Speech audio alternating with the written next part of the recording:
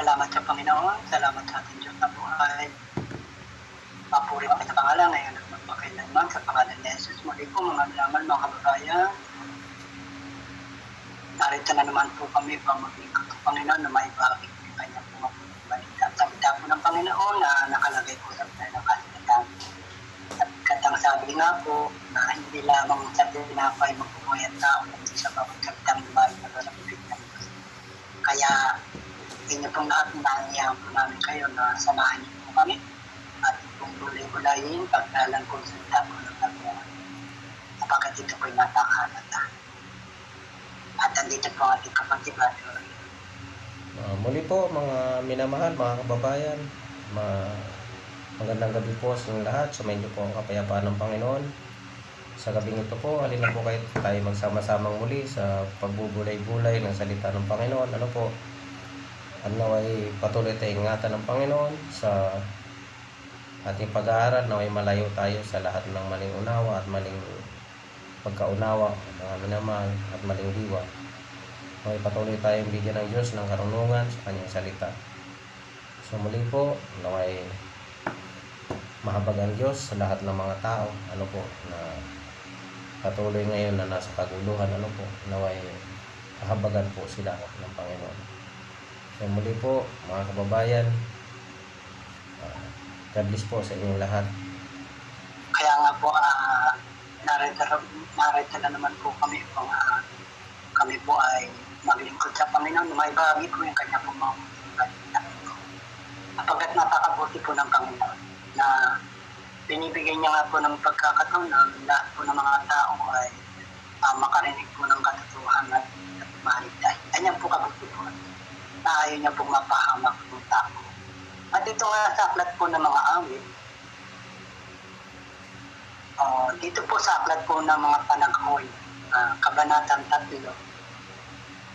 talatang 25, patuloy po, ang sabi po rito, ang Panginoon ay mabuti sa kanila na nangaghihintay sa Kanya, na kaluluwa na umahanap sa Kanya. Mabuti nga na ang tao ay umasa at maghihintay na tahimik sa pagliligtas ng Panginoon. Tingnan niyo po rito, dito po ay talaga pong ipinaalam po na yung Panginoon po ay mabuti. Napakabuti po ng Panginoon. Pagkat siya po ay nagpapatawad, nagpapagaling, at ibinibigay niya po ang ating pangangailangan sa araw-araw. Hindi po nauubusan ito. Kaya lang po, nakikita po natin na halos marami pong mga tao na sila po ay naguguluhan dahil po sa nangyayari po sa sanglibutan na kaguluhan. Marami po mga tao na hindi po nila alam kung po sila pupunta. Ano po? Paano sila mabubuhay sa araw-araw. Pero pakatandaan po natin, napakabuti po ng Panginoon. Pag tayo po umasa at nagtiwala po sa Panginoon, tayo po ay magkakaroon po ng kapayapaan. Kapagkat yun naman po ang nais po ng Diyos, na ang tao po ay magkaroon po ng kapayapaan. Kaya salamat sa Panginoon, salamat sa ating na buhay. Mapuri na ang kanyang pangalan ngayon at magpakailan-kailanman. At dito po sa aklat po sa Bagong Tipan, aklat po ng Roma, Kabanatang 12, talatang 21. Dito po yung umpisaan ko na po sa 17 po ng aklat po ng Roma, Kabanatang 12. Ang sabi po rito, huwag kayong magbayad sa kanino man ng masama sa masama. Isipin ninyo ang mga bagay na kapuri-puri sa harapan ng lahat ng mga tao. Kung maaari, ayon sa inyong makakaya, ay magkaroon kayo ng kapayapaan sa lahat ng mga tao. Huwag kayong magagigantihan, mga iniibig, kundi bigyan nyo ng daan ng galit ng Diyos sapagkat nasusulat, akin ang pagiganti, ako ang gaganti sa amin ng Panginoon. Kaya't kung iyong kaaway magutang pakat mo, kung siya'y maupaw, painumin mo. Sapagkat sa paggawa mo ng gayon ay may mga baga ng apoy na inututok mo sa kanyang ulo. Huwag kang padaig sa masama. kundi bagkot na ikit po ng mabuti ang masama. Hindi niya po, no? Sabi po niya po sa Pablo dun sa mga taga-Roma. Huwag kang padaig sa masama. Ano po? Brother Oren, no po? Pero ngayon, hindi po nangyayari po ito. Ano po? Kapag ginawan ka ng masama, babalik ka ng masama din. Ano po? Di ba po? Ganyan po nangyayari sa karamihan. Kagaya po yung kaguluhan po, di ba po? Yung digmaan. Ano po? Marami po mga nadadamay na niyon po dapat matama. Sabi po rito, huwag kang padaig sa masama, kundi bagkot daigin mo ng mabuti ang masama. Yun po yung maganda na po, na hindi ka matadaig na masama, kundi yung masama at matadaig mo po ng Yun nga po mga kababayan, yung aral nga po ng Panginoon, simula pa po yan sa pinangaral ng ating Panginoon Jesucristo na yung sino man nga sa atin na yung umaaway sa atin ipanalangin pa nga po na huwag kayong gaganti sa masama, kundi gawan mo ng mabuti yung gumagawa sa iyo ng masama. So iba po talaga ang aral ng Panginoon kaysa sa mga aral ng mga tao. Kasi ang aral ng maraming tao, pumapatay sila dahil sa kanilang paniniwala na ginagawa, papatay sila ng tao dahil sa kanilang pananampalataya. Ngunit ang aral po ng Panginoong Jesucristo ay, ang sabi niya, ibigin ninyo ang inyong kaaway. Ano po? Kaya iba po talaga ang aral ng sanlibutan sa aral ng Panginoong Jesucristo. Kasi dito pa po pinangaral ng Panginoong Jesucristo dito po sa Kapitulo 5 ng Mateo sa talatang 44. Datapwat sinasabi ko sa inyo, ibigin ninyo ang inyong mga kaaway at idalangin ninyo ang sa inyo'y nagsisiusig. So, ngunit ang sabi ng Panginoon Jesucristo na yung mga nagsisiusig sa inyo'y idalangin ninyo ang sa inyo'y nagsisiusig upang kayo'y maging mga anak ng inyong Ama na nasa langit, sapagkat pinasisikat niya ang kanyang araw sa masama at sa mabubuti, at nagpapaulan sa mga ganap at sa mga hindi ganap. Sapagkat kung kayo'y iibig sa nagsisiibig lamang sa inyo, ano ang ganti na inyong kakamtin? Hindi ba gagayon din ang ginagawa ng mga maniningil ng buwis? Kaya dito po, aral po talaga ng ating Panginoon Jesucristo na yung pag-ibig po. Pag-ibig sa kapwa, pag-ibig sa kaaway. So, kung meron po kasi tayo nitong utos na ito, mga kababayan, mga minamahal, yung pag-ibig, dito po ang kautusan sa pag-ibig. Kasi paano mo naman gawa ng masama ang iyong kapwa kung mayroon kang pag-ibig sa iyong kapwa, di po ba? Kaya hindi ka makagagawa ng masama sa iyong kapwa kung mayroon kang pag-ibig.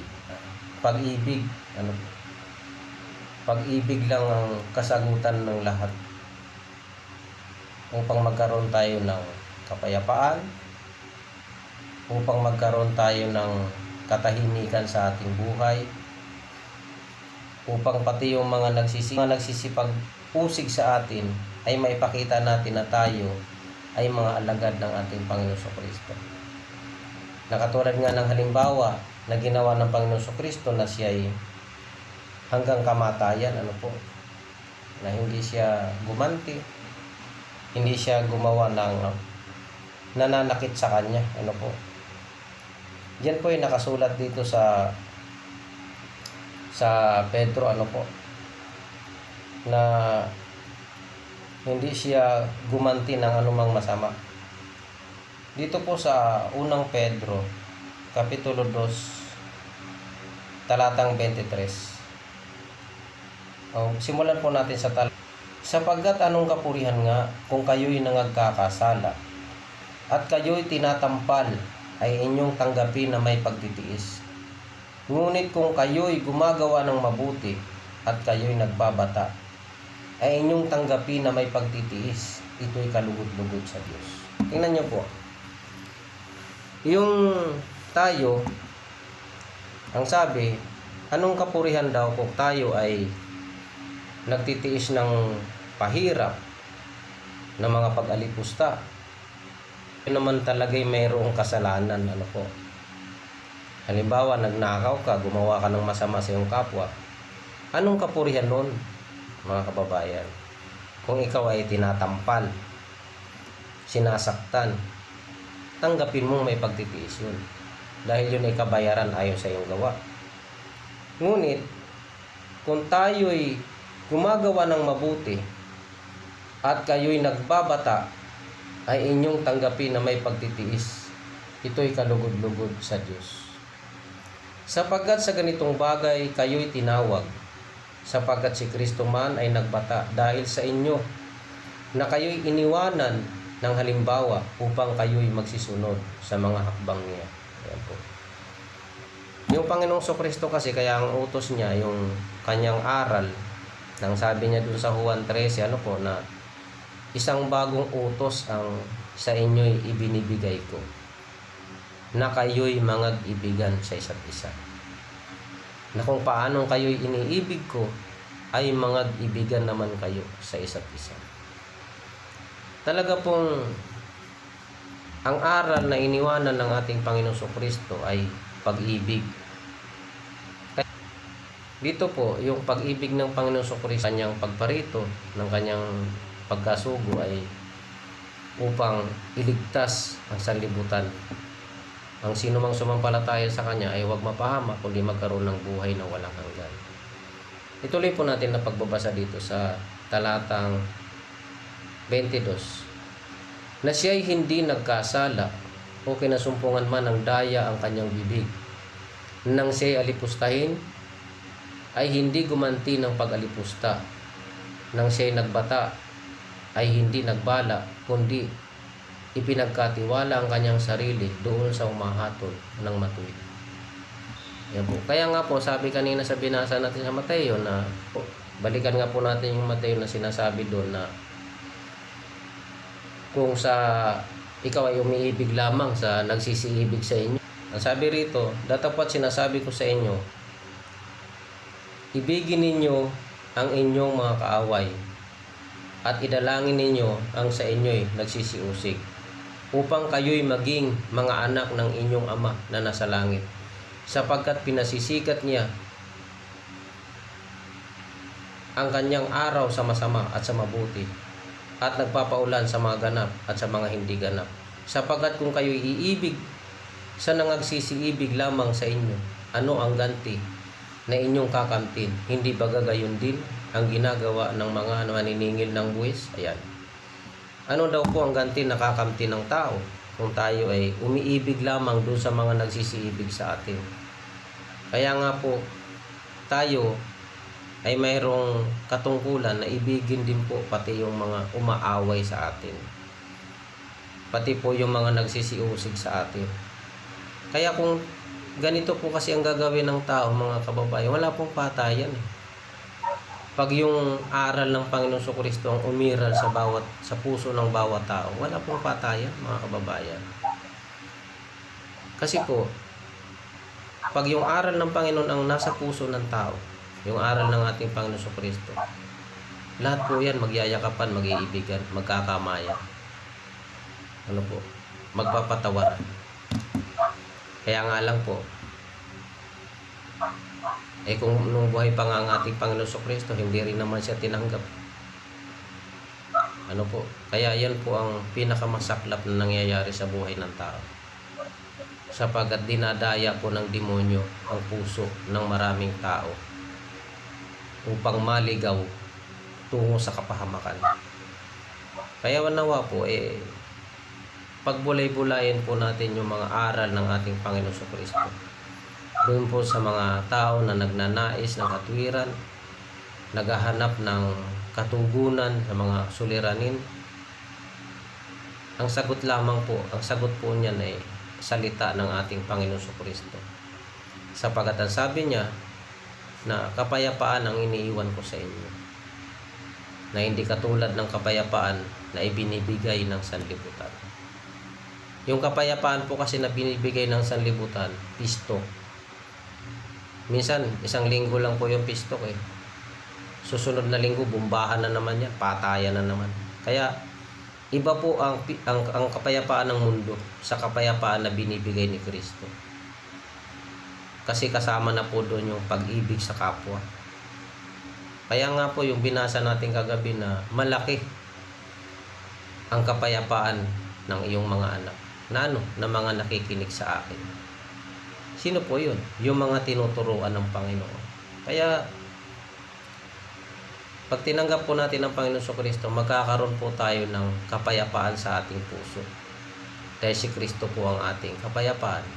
Ang aral niya po ay ibigin mo ang iyong kapwa gaya ng iyong sarili. Yun po mga kababayan. Kaya po, yun nga po yun. Mahalaga po yung kapayapaan. Kasi kapag wala pong kapayapaan, magulo po yung tao, magulo po yung kapaligiran. Kaya nga dito po sa binasa ko sa Roma, kabanatang 12, kabanatang 17, na ang sabi, huwag kayong mga bayad sa kanino man ng masama sa masama. Ito po ay ang pinagsasabihan po ni Pablo, yung mga taga-Roma, na sila po ay pinaalalahanan na huwag gumanti ng masama sa masama. Isipin niyo mga bagay na kapuri-puri sa harapan ng lahat ng mga tao. Kung maaari, sabi po rito, kung maaari, ayon sa inyong makakaya, ay magkaroon kayo ng kapayapaan sa lahat ng mga tao. Sabi po, kung maaari, makakaya po, magkaroon ng kapayapaan sa lahat ng mga tao. At ang sabi, huwag kayong mga gigantihan. Ano po? Yung iba po ang nangyayari po talagang gumaganti po Ano po? Kaya po, magulo, walang kapayapaan. Pag ganun po, pag walang kapayapaan, gumaganti, hindi po sa Diyos yan, di ba po? Ang sa Diyos po, pag naturuan, na po, di ba po ba daw nila po? Pag sa Diyos po, siyempre, hindi ka gaganti ng masama. Sa Diyos ka nga Kaya po. Kapag gumanti ka ng masama, lumalabas hindi ka sa Diyos. Kaya dito po ang sabi, huwag kayong mga gigantihan, mga iniibig, kundi bigyan nyo ng daan ng galit ng Diyos. Yung galit ng Diyos, ang Diyos na po ang bahala. Sapagkat nasusulat akin na pag-iganti, ako ang gaganti, sabi ng Panginoon. Paano mo magagawa ng mabuti yung gumagawa sa iyo ng masama? Kaya't kung ang iyong kaaway ay magutom, pakanin mo. Ganun yung paggawa po ng mabuti. Para madaig mo ng mabuti yung masama. Pag yung kaaway mo ay magutom, pakanin mo siya. Yun po yung pagdaig. Ano po?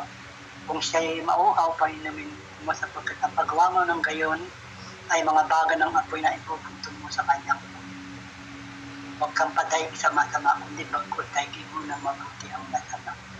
Kasi yung iba po, pag ginagawa po sila ng masama, ano po ang sinasabi, sumpain ka ng Diyos na po, ano po sinasabi po ng iba yun, sumpain ka ng Diyos. Nakaraming na po ba kayo ng gano'n? Pag ginawa ng masama, sumpain ka ng Diyos. Di ba po? Meron pong ganun. Meron pong ganun Dito po sa tatalatan 14, na aklat po ng Roma, kabanatang 12, sabi po rito, pagpalain ninyo ang mga sa inyo'y nagsisiusig. Pagpalain ninyo at huwag ninyong sumpain. Ano po? Malinaw po yan. Ano po ang sabi, huwag ninyong sumpain. Pero yung iba po sumpain ka ng Diyos. Diba? Sabi po nila, pag ginawa, sumpain ka ng Diyos. Sana'y marami po sila sinasabi yung masama doon sa gumagawa sa kanila ng masama. Pero hindi po gano'n. Kapag ikaw po sa Diyos, hindi mo sasabihin nyo na sumpain ka ng Diyos. Sana yung sasabihin, ipatawarin ka ng Diyos. Dapat po gano'n. Hindi po gano'n na patawarin ka ng Diyos. Kahabagan ka ng Diyos. Hindi, yung iba, sumpain ka ng Diyos. Marami pong ganyan na nagsasalita. Lalo na pag galit na galit yung tao. Ano Opo. po? Minsan magkakasama pa eh. Magkakasama na sumasamba sa Diyos kapag nagkakagalit-galit na, nagsasalita ng masama sa kanyang kapwa eh. Sa kanyang kasama sa paglilingkod. Mayroon po mga ganyan. Opo. Yung iba po, hindi po lahat. Kaya dapat po na huwag kang padaig sa masama, kundi daig mo muna mabuti masama. Ano ba yung mabuti? Dito po sa Roma, Kabanatang 7, talatang 12, ang sabi po rito, ito po yung mabuti na ipangdadaig mo dun sa masama. 12 po, Kabanatang 7, talatang 12 na aklat po ng Roma. Ang sabi nga po rito, kaya nga ang kautusan ay banal, at ang utos ay banal at matuwid at mabuti. Yun po yung para madaig po natin yung masama ng mabuti. Ano po? Ang sabi, kaya nga ang kautusan ay banal, at ang utos ay banal, at matuwid at mabuti. Ayun po yung gawin po natin. Kaya kapag tayo po ay sumusunod po dun sa utos po ng Diyos, yun po yung matuwid at mabuti. Salamat sa Panginoon. Yun nga po, mga kababayan, yung kautusan ay banal at matuwid at mabuti. Mabuti po talaga yun, mga kababayan. Kasi yung utos ng Panginoong Kristo, mabuti po talaga yun. Basahin po natin yun, mga kababayan, dito sa Juan 13, yung utos ng Panginoong Kristo. Ano po? Na ito yung sabi ng Panginoon Kristo sa Kapitulo 13, talatang 34. Isang bagong utos ang sa inyo'y ibinibigay ko, na kayo'y mangag-ibigan sa isa't isa. Kung paanong iniibig ko kayo, ay mangag-ibigan naman kayo sa isa't isa. Yun po yung bagong utos na binigay ng Panginoon Kristo. Bakit po pinipilit ng mga ibang sekta na yung 10 utos daw hindi na raw utos ngayon? Sabi naman ng iba, utos pa rin daw hanggang ngayon. Nagtatalo-talo po sila, nagdidebate. Yung isa, nagsasabado sila. Pero hindi sila sabay-sabay na nangingilid ng sabat. Ano po, iba-iba sila ng pangingilid, na nagmamalaki na sila daw ay sumusunod sa utos ng Diyos. Yung isang samahan naman, sabi niya, nakadebate niya, hindi na raw sakop ngayon yung 10 utos. Wala naman nakalagay na hindi utos yung 10 utos ngayon Utos pa rin po yan, mga kababayan. Kasama po yan sa utos. Kaya lang po, dito po kasi yan natutupad yan sa isang salita. Yan. Yung buong kautusan na yan, sinabi doon na isang bagong utos ang ibinibigay ko sa inyo. Bakit po? Isang bagong utos ang ibinibigay ng Panginoong Kristo sa mga alagad. Kasi nga po, ay sa binasa natin, ang utos ay banal at matuwid at mabuti. Ngayon, basahin po natin yung Galacia 5. Ano po? Bakit yung sinabi ng Panginoon Kristo ay hindi na binanggit isa-isa yung 10 utos? Ano po? Na kung paanong sinasabi dito sa aklat ng Galacia, ano po? Sa Galacia 5, talatang 14. Dito po sa talatang 14, ano po? 5:14. Sapagkat ang buong kautusan ay natutupad sa isang salita. Sa makatuwid ay dito, iibigin mo ang iyong kapwa na gaya ng iyong sarili. Kasi natin ito kung bakit dito dito ito, sapagkat ang buong kautusan ay natutupad sa isang salita. Yan. Tingnan nyo po. Yung buong kautusan, yung 10 utos, ano po, natutupad sa isang salita. So, ibig sabihin may 10 utos po Kaya lang natupad sa isang salita. Bakit sa isang salita natupad? Sapagkat ang pag-ibig po ay pinakadakila sa lahat ng kautusan. Yan po yung pinakadakilang utos, ang pag-ibig. Bakit? Sapagkat pag ang pag-ibig ang umiiral sa tao, hindi ka gagawa ng masama sa iyong kapwa. Igagalang mo yung ama at yung ama at ang iyong ina. Ano po? Hindi ka sasamba sa mga rebulto kasi minamahal mo ang Diyos, iniibig mo ang Diyos. Sakop na po lahat yan, mga kababayan. Pag yung kautusan ng Panginoong Kristo na pag-ibig ay sakop na po yung buong kautusan. Kaya nga po, sinalaysay din po ni Juan yung sinabi na kung sinasabi mo na iniibig mo ang Diyos, ngunit napupuot ka naman sa iyong kapatid, ay sinungaling ka at wala sa iyo ang katotohanan. Sapagkat kung hindi mo kayang ibigin ang iyong kapatid na iyong nakikita, paano mong iibigin ang Diyos na hindi mo nakikita? Di po ba? Kaya ang kautusan ng Panginoong Kristo ay dakila. Dakila po ang kautusan ng Panginoong Kristo. Ano pong patunay, mga kababayan? Basahin po natin yung Korinto. Yung unang Korinto 13, ano po? Basahin natin dito. Sabi rito sa Kapitulo 13, talatang 1. Kung ako'y magsalita ng mga wika ng mga tao at ng mga anghel, datapwat wala akong pag-ibig, ay ako'y naging tanso na tumutunog o batingaw na umalingaw-ngaw. Dito po, ang aral dito ay puro pag-ibig. Bakit pag-ibig po? Sapagkat sa huling talata, sinabi rito na ang pinakadakila sa lahat ng ito ay ang pag-ibig. Ano po? Wala na pong hihigit sa pag-ibig.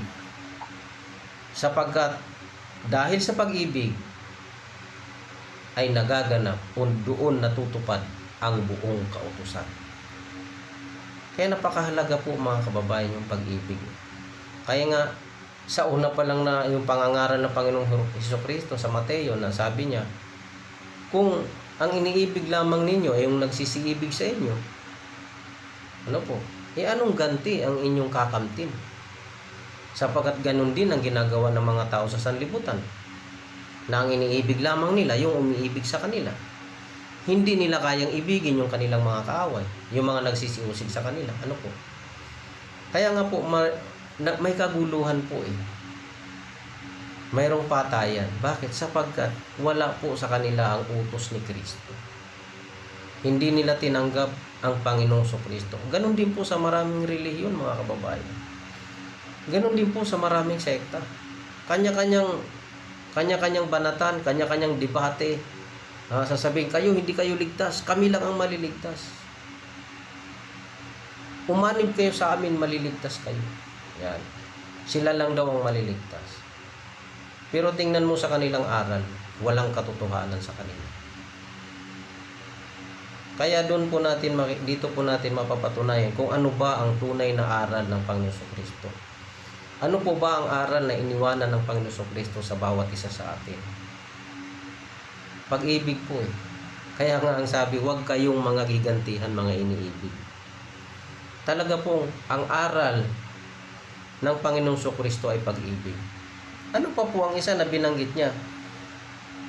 Kaya nga po ang sabi dito sa Juan 3, marami po mga born again, binabasa nila lagi yung John 3:16. Ngunit hindi po nabibigyan ng tunay na pagpapahalaga ang salitang ito. Bakit ito po yung sinabi ng Panginoon Kristo? Kasi nga po, ipinahihiwatig ng Diyos na ang pagkasugo ng kanyang anak ay ang kanyang pag-ibig. Ano po? Pag-ibig ng Diyos. Kaya kanyang ipinangaral sa mga tao na mag-ibigan kayo sa isa't isa. Sapagkat ang pag-ibig ay nagliligtas. Dahil sa pag-ibig ng Diyos, isinugo niya ang kanyang bugtong na anak upang ang sino mang sa kanya'y sumampalataya ay huwag mapahamak, kundi magkaroon ng buhay na walang hanggan. Yun po yung diwa ng pag-ibig, mga kababayan. Dahil sa pag-ibig ng Diyos, ano po, ibinigay niya yung kanyang bugtong na anak upang ang sino mang sumampalataya sa Kanya ay huwag mapahamak. Yun po ang diwa ng pag-ibig, mga kababayan. Kaya niyang isakripisyo yung pinakamamahal niya. Ganon din po yung buhay natin, mga kapatid. Nang sabi ng Panginoon Kristo, ibigin ninyo ang sa inyo'y mga nagsisiusi. Pakanin ninyo pag nagutom, painumin ninyo pag nauhaw. Napakadakila po ng aral na pag-ibig. Ano po? Yung ipinangangaral ng ating Panginoon Kristo. Sa kanyang pagparito, ang dala niyang aral ay ang pag-ibig ng Diyos. At hanggang sa siya ay bumalik, siya ay pumaroon sa Ama, iniwanan niya ang utos, mangag-ibigan kayo sa isa't isa. Bakit po? Sapagkat ang pag-ibig na ito na ipinangaral ng Panginoon Kristo ay nagliligtas. Basahin po natin, mga kababayan. Sapagkat dito po sa John 3:16, ano po? Sapagkat gayon na lamang ang pagsinta ng Diyos sa sanglibutan, na ibinigay niya ang kanyang bugtong na anak, upang ang sino mang sa kanya'y sumampalataya ay huwag mapahamak, kundi magkaroon ng buhay na walang hanggan. Tingnan niyo po. Gayon na lamang ang pag-ibig ng Diyos sa sanlibutan, ang pagsinta ng Diyos sa sanlibutan, na kanyang ibinigay ang kanyang bugtong na anak. Kaya nga ang diwa ng aral ng Panginoon Kristo ay pawang pag-ibig po. Pag binasa niyo po yan, na hanggang sa mamatay siya, hanggang siya inalipusta, inalimura, hindi po siya naggumanti ng masama, kundi ang nasa patawarin mo sila sapagkat hindi nila alam ang kanilang ginagawa. Napakadakila po ng utos ng Panginoon Kristo. Pag-ibig po ang kanyang utos. Dahil yun po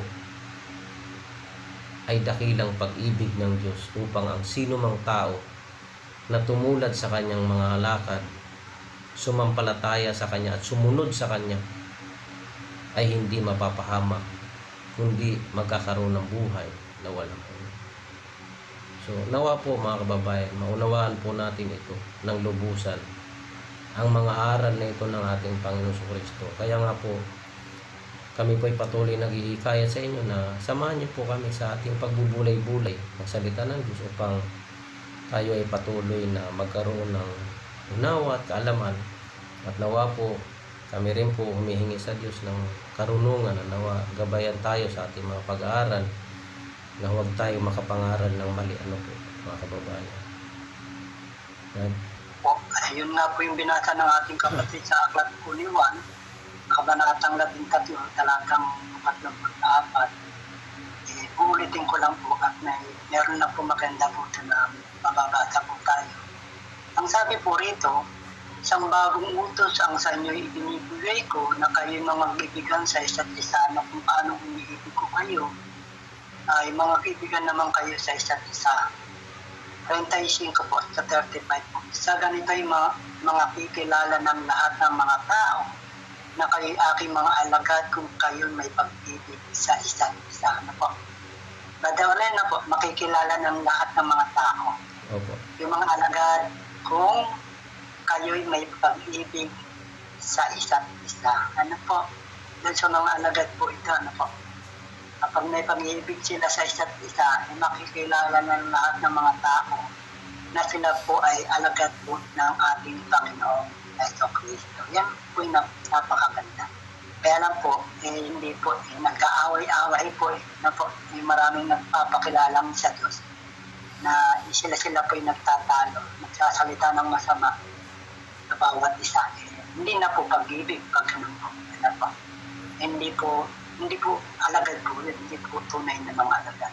Dito po sa unang Tesalonica, Kabanatang 5, talatang 15, ang sabi naman po rito, unang Tesalonica, Kabanatang 5, talatang 15, ang sabi po rito, tingnan nga ninyo na huwag kumanti ang sino man ng masama sa masama, sundin ninyong lagi ang mabuti, ang isa sa iba at sa lahat. Ito po ang sabi po, Brother Oli, na sundin ninyong lagi, ano po, lagi. Ang alin, yung mabuti, ano po, yung pag-ibig po ba, mabuti po ba yun? Ang po, mabuti po yun, ang iba po. Sundin niyo lagi ang mabuti, ang isa sa iba at sa lahat. Talatang 21 po, ang sabi po rito, subukin ninyo ang lahat ng mga bagay, ingatan ninyo ang mabuti, layuan ninyo ang bawat anyo ng masama. Ano po, talagang pinalalayo po yun po na masama. Ingatan po daw yung mabuti. Kaya ang sabi, huwag kang padaig sa masama, hindi daigin mo ng mabuti ang masama. At nawa po tulungan po tayo ang Panginoon na tayo po ay magamit po ng Panginoon na ikalawang ng Panginoon. Pananapangalan na may pahir po natin yung kanyang pagkakilingan. Yung mabuting salita po ng Panginoon. Yan po mahal. Pagpalain po kayo ng Panginoon. Brother Regan, God bless po. Salamat po tayo. Ako po muli si Brother Oli, mga kabayan. Patuloy nawa tayo ingatan ng Panginoon at naway patuloy tayong bigyan ng kapayapaan sa ating pamumuhay sa araw-araw. Ilayo nawa tayo ng Panginoon sa kaguluhan, ano po, at naway kahabagan po ng Panginoon ang lahat ng mga bansa, ang mga hari sa lupa, at ang lahat ng mga namamahala upang tayo magkaroon ng lubos na kapayapaan. Ano po. So muli po mga kababayan, God bless po sa inyong lahat. Ingatan tayo ng Diyos, saan man tayo naroon. God bless po.